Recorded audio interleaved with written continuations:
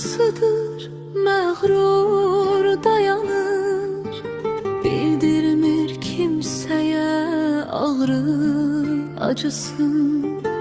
Sən getdin anan da inan yaşamış, gedişin başına yıxıb dünyasın.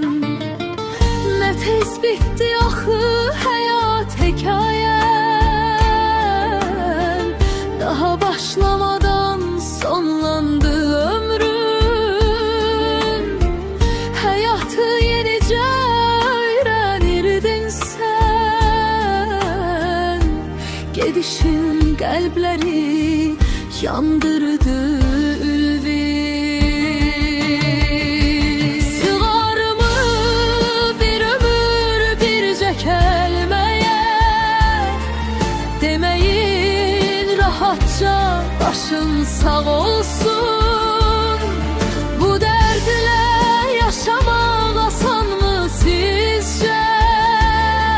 Sanmıram bu sözlər təsəlli olsun.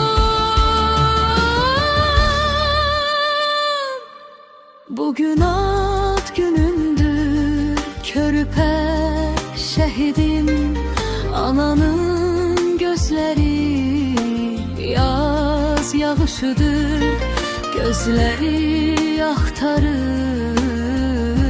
əzizlərinin.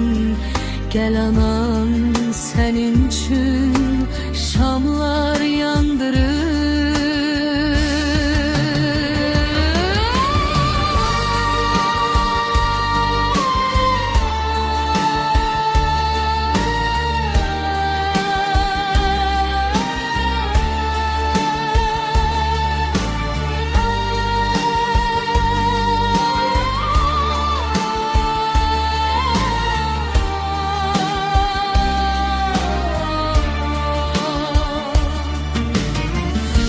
Tez bitti axı həyat hekayən,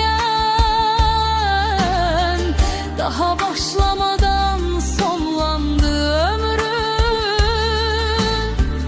Həyatı yenicə öyrənirdin sən, gedişin qəlbləri dağladı ülvi.